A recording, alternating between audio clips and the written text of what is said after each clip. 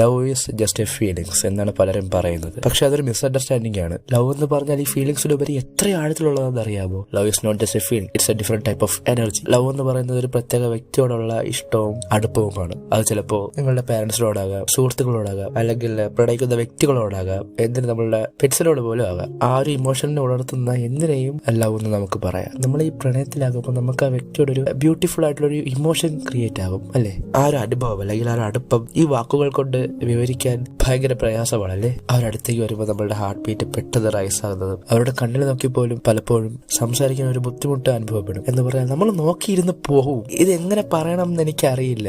അത് നമുക്ക് ഒരു വൺ സൈഡ് ആയിട്ട് ലവ് ചെയ്യുന്ന വ്യക്തികൾക്ക് മാത്രമേ അത് കൂടുതൽ കണക്ട് ചെയ്യാൻ പറ്റുള്ളൂ. എന്തിന് അവളെ ദൂരെ നിന്ന് നോക്കി രസിക്കുന്നത് പോലെ ഒരു പ്രത്യേക അനുഭൂതിയാണത്. ഞാൻ ഒരു ബോയുടെ പോയിന്റ് ഓഫ് വ്യൂ നിന്നാണ് പറയുന്നത്. ഒരു ഗേളിന്റെ പോയിന്റ് ഓഫ് വ്യൂ നിന്ന് നോക്കിയാലും ഏകദേശം സെയിം ആയിരിക്കും. അല്ലെങ്കിൽ നിങ്ങൾ കമന്റ് ബോക്സിൽ ഇതിന്റെ പറയുക. ഈ ലവ് എന്ന് പറയുമ്പോൾ നമ്മളുടെ ചൈൽഡ്ഹുഡിലെ ചെറിയ ക്രഷ്, ചെറിയ അട്രാക്ഷൻസ്, ഇതൊക്കെ തോന്നിയിരിക്കാം. ദാറ്റ്സ് എ ഹ്യൂമൻ നേച്ചർ അല്ലേ? സോ ജസ്റ്റ് ഒരു ഫീലിങ്സ് മാത്രമാണ്. അത് കൊച്ചു കുട്ടികളായിരിക്കുമ്പോഴും അങ്ങനെ തോന്നി തുടങ്ങും. അങ്ങനെ ആയിരിക്കണം അത്. സോ അങ്ങനെ കുറച്ച് നാൾ കഴിയുമ്പോൾ, കുറച്ചും കൂടെ ഒന്ന് വളരുമ്പോൾ, അല്ലെങ്കിൽ ഒരു ടീനേജ് ഏജ് കഴിഞ്ഞ ഒരു സമയത്ത് നമുക്ക് ഫസ്റ്റ് ടൈം ഒരു ഗേളിനോട് റിയൽ ആയിട്ട് നമുക്ക് ലവ് തോന്നും. ആ ഒരു റിയൽ ലവ് ആയിരിക്കാം നമ്മളെ മനുഷ്യനായിട്ട് മാറ്റിയത് തന്നെ. ഇത്രയും നാളത്തെ ഒരു ജേണിയിൽ നിന്നും ആ ഒരു റിലേഷൻഷിപ്പ് ആയിരിക്കും, അല്ലെങ്കിൽ ആ ഒരു ലവ് ഫീലിങ്സ് ആയിരിക്കും നമ്മളെ ഒരു മനുഷ്യനാക്കി മാറ്റിയത് തന്നെ അതായിരിക്കും. So love is really important. പക്ഷെ ഇപ്പോഴത്തെ ജനറേഷൻ എന്ന് പറഞ്ഞാൽ ലവ് എന്ന് പറഞ്ഞാൽ എന്തോ ഡേഞ്ചർ ആയിട്ടുള്ള കാര്യമാണ്. ഭയങ്കര പേടിയാണ് പ്രേമിക്കാനെന്നൊക്കെ പറഞ്ഞാൽ. ഗായ്സ് അല്ലെങ്കിൽ ആരായാലും ഗേൾസ് ആയാൽ പോലും ധൈര്യമായിട്ട് പ്രേമിക്കുക, അത്രയേ ഉള്ളൂ.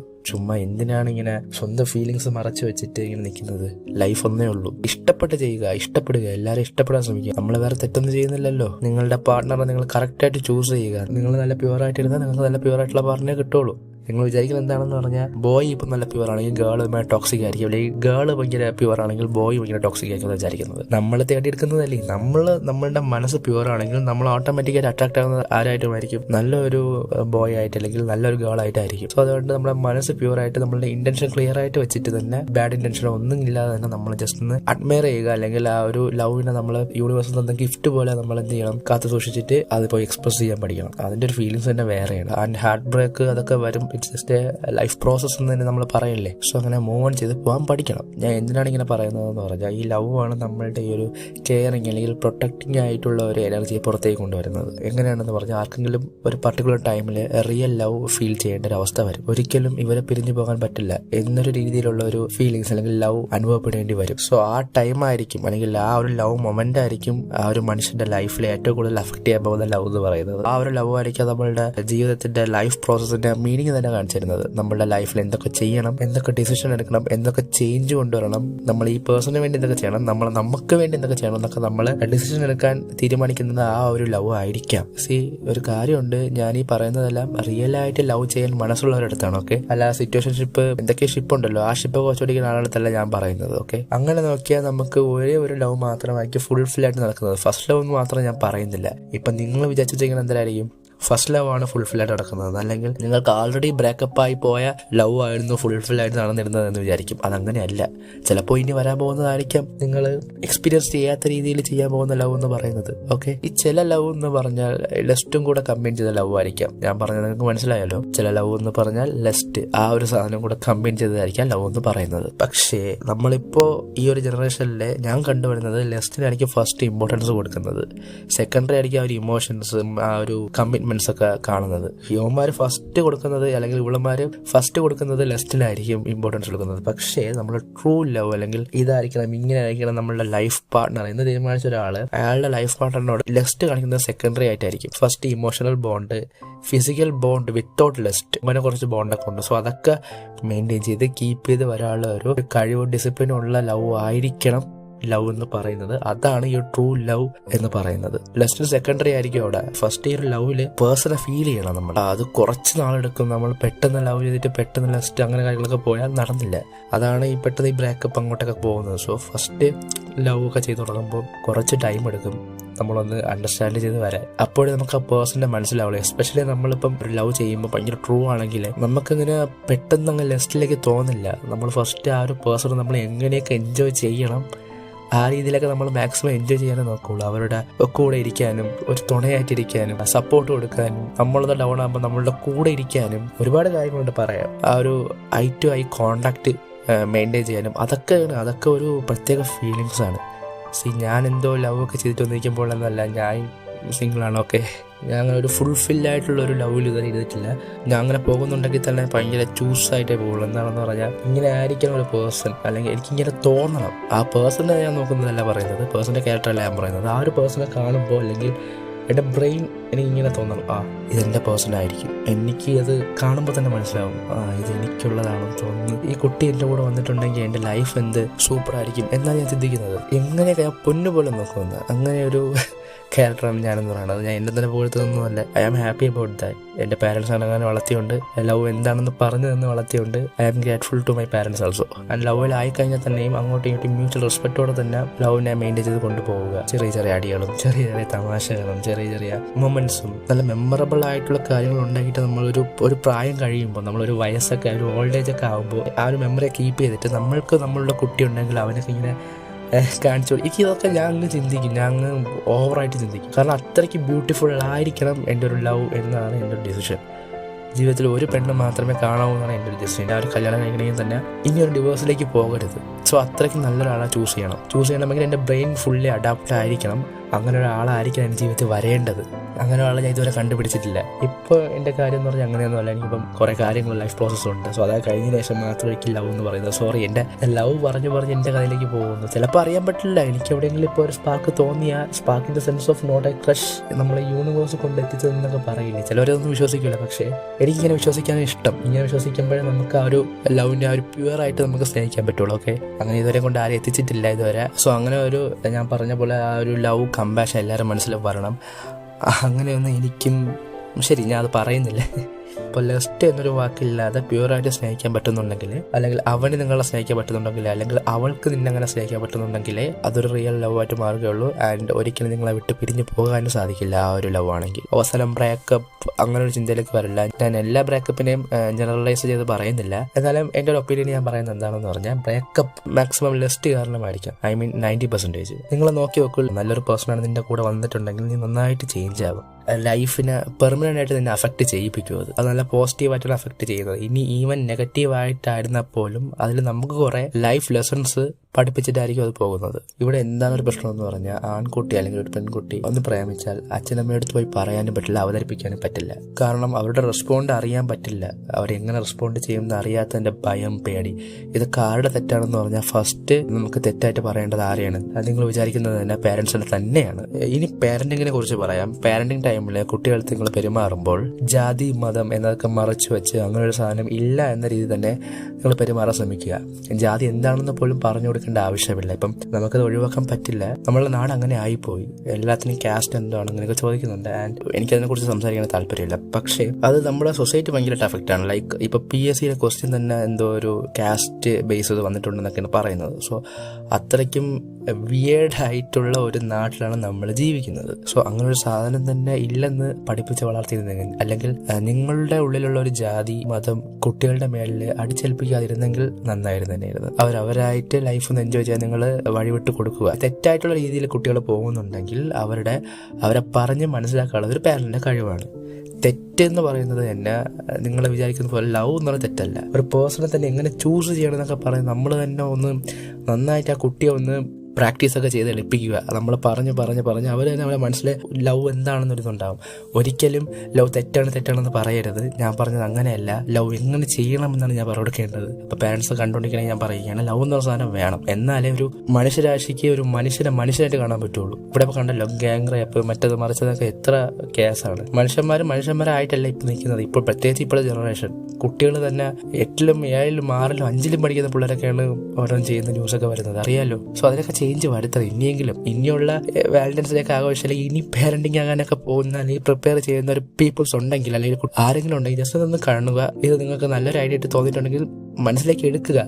അതേപോലെ ഒന്ന് പ്രാക്ടിക്കലി ചെയ്യാൻ നോക്കുക. എന്ത് ചേഞ്ച് വരുമെന്ന് നിങ്ങൾ കണ്ടറിയുക. അത്രേ ഉള്ളൂ. ഒരിക്കലും ഞാൻ 100% ഉറപ്പ് പറയാം, ഒരിക്കലും നിങ്ങളുടെ കുട്ടി നശിച്ചു പോവുകയില്ല എന്നാൽ. ഇനി പഠിത്തത്തിലായാൽ പോലും, അല്ലെങ്കിൽ ഒരു പഠിത്തം എന്ന് പറയുന്നത് ഭയങ്കര ആവറേജ് ആയിരുന്നാൽ പോലും ഭയങ്കര കമ്പൽ ചെയ്ത് ഇങ്ങനെ പടി എന്ന് പറഞ്ഞ് നിൽക്കരുത്. അവനെ കുറിച്ച് എൻജോയ് ചെയ്ത് അവൻ്റെ മനസ്സ് ഒന്ന് ക്ലിയർ ആക്കി എടുത്തിട്ട് പഠിപ്പിക്കാൻ ശ്രമിക്കുക.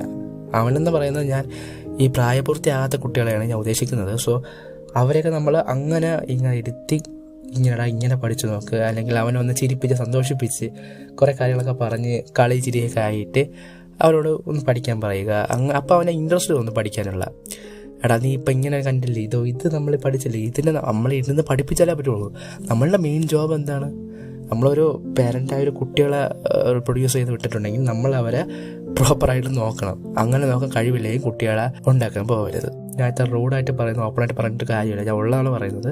നിങ്ങൾക്ക് അത്രയ്ക്കും കാലിബർ ഉണ്ട്, നിങ്ങൾക്ക് അത്രയ്ക്കും ഫിനാൻഷ്യലി സ്റ്റേബിൾ ആണ് എന്നൊരു രീതിയിലായിട്ടുണ്ടെങ്കിൽ മാത്രമേ നിങ്ങളൊരു കുട്ടി എന്നൊരു ആലോചനയിലേക്ക് തന്നെ പോകാവൂ.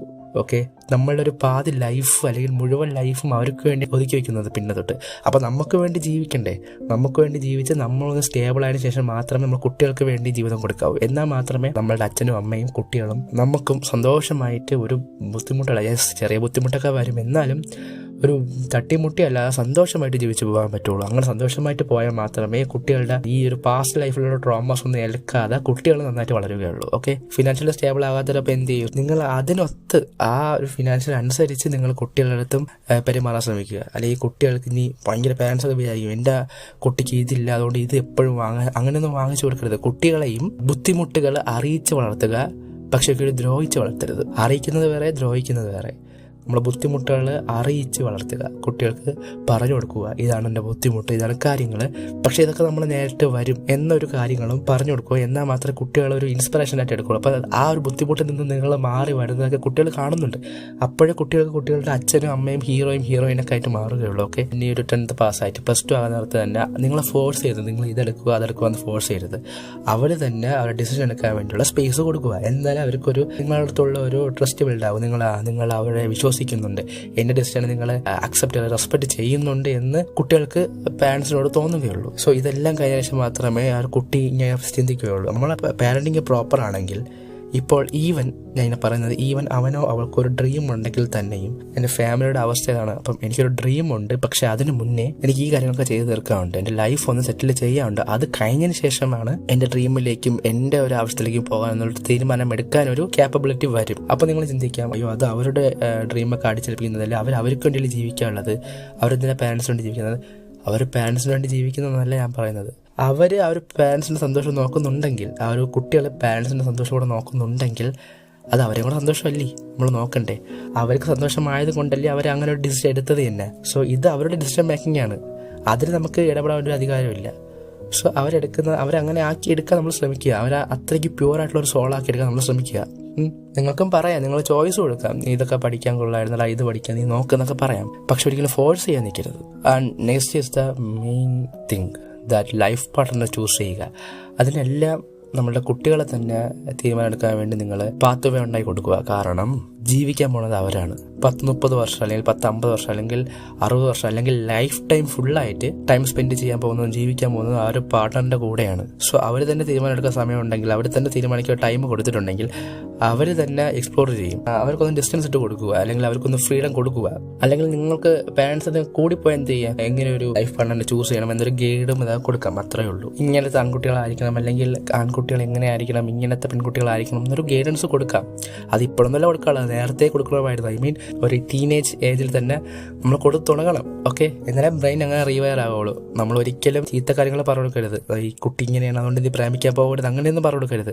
എങ്ങനെ തന്നെ ചൂസ് ചെയ്യണമെന്ന് മാത്രം പറഞ്ഞു കൊടുക്കുക. ഓക്കെ, ബാക്കിയെല്ലാം അവരെ ഇഷ്ടമാണ്. ആൻഡ് നിങ്ങൾ നല്ല പേരൻ്റാകാൻ ശ്രമിക്കുക എന്ന് പറഞ്ഞാൽ കുട്ടികളുടെ മുന്നിൽ വെച്ച് വഴക്ക്, അടി അതൊക്കെ ഒഴിവാക്കുക. പ്രശ്നങ്ങളൊക്കെ പറയാം എന്നും പറഞ്ഞ് ആ ഒരു വഴക്ക് ട്രോമ കൊടുക്കാതിരുന്നാൽ തന്നെ നിങ്ങളെ നല്ല പാരന്റിംഗ് തന്നെ പറയാം. ചിലപ്പോൾ അത് വലിയ ട്രോമയിലേക്ക് മാറിപ്പോകാം. സോ അങ്ങനെ ട്രോമ കൊടുക്കാതിരിക്കുക നിങ്ങൾ. പിന്നെ സ്നേഹം ഈസ് ഇമ്പോർട്ടൻറ്റ്. ഒരു അച്ഛൻ ഒരു മകളെ സ്നേഹിക്കുന്നതും അമ്മ ഒരു മകനെ സ്നേഹിക്കുന്നതും, അല്ലെങ്കിൽ അച്ഛൻ ഒരു മകനെ സ്നേഹിക്കുന്നതും അമ്മ ഒരു മകളെ സ്നേഹിക്കുന്നതും അതൊക്കെ ഒരു പ്യുവറായിട്ടുള്ള കാര്യമാണ്. ഇതൊക്കെ കറക്റ്റായിട്ട് കൊടുക്കാൻ പഠിക്കുക. സ്നേഹം കിട്ടാത്ത ഒരുപാട് പേരുണ്ട്. കുട്ടികളുടെ അടുത്ത് ഭയങ്കര ദേഷ്യപ്പെടുത്തി വളർത്തിയിട്ട്, അങ്ങനെ ദേഷ്യപ്പെടുത്തി വളർത്തിയാലേ എൻ്റെ മകൻ നന്നായിട്ട് അല്ലെങ്കിൽ എൻ്റെ മകൾ നന്നായിട്ട് വളരുള്ളൂ എന്നുള്ള വാശിയൊക്കെ പിടിക്കുന്ന അച്ഛനും അമ്മയൊക്കെ ഞാൻ കണ്ടിട്ടുണ്ട്. അങ്ങനെ നിൽക്കാൻ ശ്രമിക്കരുത്. സ്നേഹിക്കുക. സ്നേഹിച്ചാലൊന്നും അവർക്ക് നിങ്ങളെ കളഞ്ഞിട്ട് പോകാനോ അങ്ങനെയൊന്നും തോന്നൂല അവർക്ക്.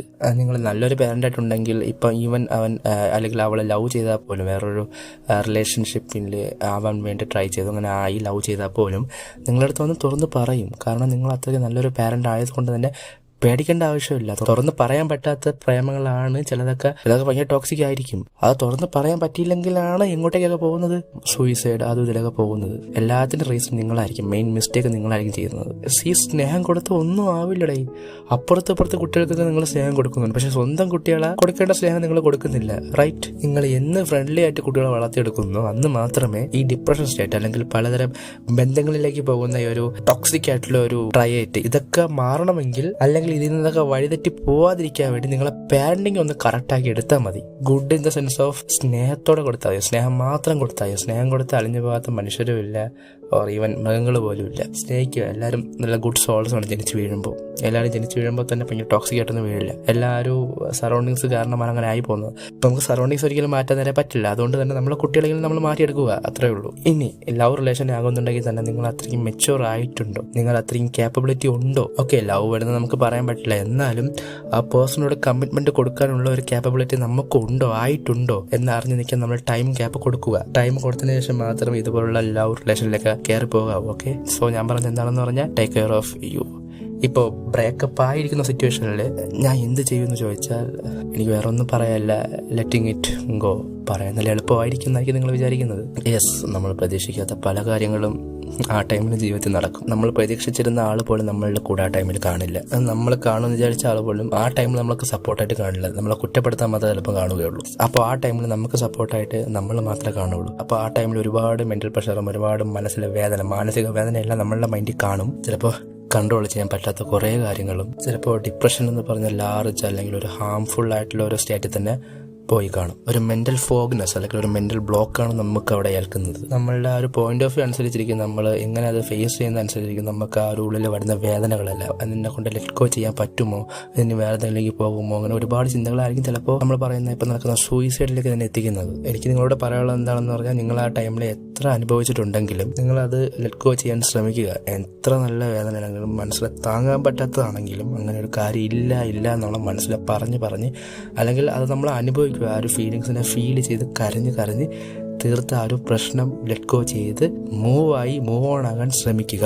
മൈൻഡ് ഒന്ന് ഒരു 50% ഫ്രഷ് ആകാൻ വേണ്ടി ഒന്ന് യോഗ അല്ലെങ്കിൽ മെഡിറ്റേഷൻ എങ്കിലും ചെയ്യുക. അല്ലെങ്കിൽ നിങ്ങൾ ആ ഒരു ലൈഫ് കുറച്ചൊന്ന് ബിസി ആയിട്ട് നിർത്താൻ ശ്രമിക്കുക. യെസ്, എനിക്കറിയാം ഒന്നും ചെയ്യാൻ തോന്നില്ല എന്നൊക്കെ എനിക്കറിയാം, എന്നാലും നിങ്ങൾ ശ്രമിക്കുക. പക്ഷേ ഇപ്പോൾ എല്ലാവരും പറയാൻ ഭയങ്കര എളുപ്പമാണ്, പക്ഷെ അനുഭവിക്കണമെന്നൊക്കെ അതിൻ്റെ ഒരു വേദന മനസ്സിലാവുള്ളൂ, അത് എത്ര വേദനയാണെന്നുള്ള കാര്യങ്ങളൊക്കെ മനസ്സിലാവുള്ളൂ എന്നൊക്കെ പറയും. പക്ഷേ ഇതിനെനിക്ക് ആൻസർ ഇല്ല.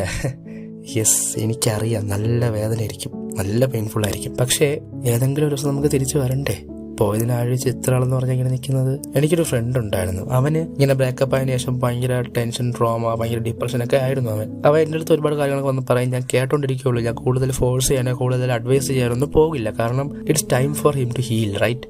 അവൻ കുറച്ചൊന്ന് ഹീലാവട്ടെ, ഓക്കെ ആകട്ടെ. അവന് വേണ്ടി എത്ര തവണ നിൽക്കുമായിരുന്നു, ഞാൻ നിൽക്കും, അത് സപ്പോർട്ട് ചെയ്ത് നിൽക്കും, അത് വേറെ. പക്ഷെ ഒരിക്കലും അവനെ ഇങ്ങനെ ചെയ്യണം അങ്ങനെ ചെയ്യണം അന്ന് അഡ്വൈസ് ചെയ്യാൻ പോകില്ലായിരുന്നു. അവരെ ഒരുപാട് ടൈം കൊടുത്തു. എനിക്കൊരു ചിന്താഗതിയുണ്ട്, ഒറ്റയ്ക്ക് ഇരുന്ന് അതെല്ലാം മാറും. എൻ്റെ ക്യാരക്ടർ അങ്ങനെ ആയതുകൊണ്ട് എല്ലാവരും അങ്ങനെയാണെന്ന് ഞാൻ വിചാരിച്ചു. ഒരു നാൾ ഭയങ്കര സന്തോഷമായിരുന്നു അവൻ. അപ്പം ഞാൻ വിചാരിച്ച് സന്തോഷമായി, അവനെ എല്ലാം പോയി, അവൻ്റെ ആ ഒരു മനസ്സിലുണ്ടായിരുന്ന വിഷമങ്ങളെല്ലാം പോയി കാണും. ഭയങ്കര സന്തോഷത്തിലായിരുന്നു അവൻ. ഞാൻ അവനോട് ചോദിച്ചു, എടാ നിങ്ങളുടെ ഇത്ര ചേഞ്ച് ആയെന്ന് ചോദിച്ചു. എടാ അത് കുഴപ്പമില്ല, ഞാൻ ഓക്കെയാണ്, എനിക്കിനി ഇവിടെ ഇങ്ങനെ നിന്നിട്ട് കാര്യമില്ലല്ലോ എന്നൊക്കെ ഡയലോഗ് അടിച്ചു. അപ്പോൾ എനിക്ക് മനസ്സിലായില്ല, അപ്പോൾ ഓക്കെ ആയിക്കോളെന്ന് വിചാരിച്ചു. പക്ഷേ അന്ന് രാത്രി അവൻ സൂയിസൈഡ് ചെയ്യാൻ ശ്രമിച്ചു. സീരിയസ്ലി, അന്ന് ഞാൻ അനുഭവിച്ച വിഷമം അത് I don't know how to explain about that. ഞാൻ അത് എൻ്റെ ഫ്രണ്ട്സിൻ്റെ അടുത്ത് ഞാൻ പറഞ്ഞിട്ടില്ല. ഈവൻ അവർക്ക് ചാനലുള്ള കാര്യം പോലും അറിയില്ല, അതുകൊണ്ടാണ് ഞാൻ എടുത്തിട്ടുള്ളത്. സോ അന്ന് ഞാൻ ഒരു കാര്യം തീരുമാനിച്ചിട്ടുണ്ട്, ആര് ഇനി ഇങ്ങനെ ട്രോമാസോ എന്തെങ്കിലും അനുഭവിക്കുന്നുണ്ടെങ്കിൽ അവരുടെ കൂടെ ഞാൻ നിൽക്കും. ഏത് എക്സ്റ്റെന്റ് വരെയും ഞാൻ നിൽക്കും. കാരണം അവരെനിക്ക് നഷ്ടപ്പെടുത്താൻ സാധിക്കില്ല. ഒരു ജീവൻ എന്ന് പറയുന്നത് അത് അവന് ഇമ്പോർട്ടൻ്റ് അല്ലെങ്കിൽ അവനെ സ്നേഹിക്കുന്നവർക്ക് ഇമ്പോർട്ടൻ്റ് ആണ്. ഈവൻ അവൻ്റെ പേരൻസ് ഉണ്ടായിരിക്കും, അവനെ വേറെ ഏതെങ്കിലും കുട്ടികളെ ലവ് ചെയ്യുന്നുണ്ടായിരിക്കും, അങ്ങനെ ഒരുപാട് ഇമ്പോർട്ടൻ്റ് ഉണ്ട്. സോ ആ ഒരു ഇമ്പോർട്ടൻസ് അവന് മനസ്സിലായില്ലെങ്കിലും അവനെ മനസ്സിലാക്കിപ്പിക്കാൻ ശ്രമിക്കണം, അവൻ്റെ ജീവിതത്തിലേക്ക് തിരിച്ച് കൊണ്ടുവരാൻ ശ്രമിക്കണം. ഇനി ബ്രേക്കപ്പായി പോയടുത്ത് എനിക്കൊരു കാര്യം പറയാനുണ്ട്, തെറ്റ് ചെയ്തത് അവരാണ്. ഓക്കെ, അപ്പം നിങ്ങൾ എന്തിനാണ് ഇങ്ങനെ ടെൻഷൻ അടിച്ച് വിഷമിച്ചിരിക്കേണ്ട ആവശ്യം? അതിൻ്റെ ആവശ്യം എന്താണ്? അത് ബ്രേക്കപ്പ് ആയിപ്പോയി, നിങ്ങളെക്കുറിച്ചെങ്കിലും നിങ്ങളൊന്ന് ആലോചിച്ച് നോക്കുക, നിങ്ങളുടെ ലൈഫിൻ്റെ ഇമ്പോർട്ടൻസ് എന്താണെന്ന് ആലോചിച്ച് നോക്കുക. അല്ലെങ്കിൽ ഈവൻ നിങ്ങളുടെ ഫാമിലി, അച്ഛനമ്മയെ കുറിച്ചെങ്കിലും ആലോചിച്ച് നോക്കുക ഓരോ കാര്യങ്ങൾ ചെയ്യുമ്പോൾ. Okay, don't be too selfish.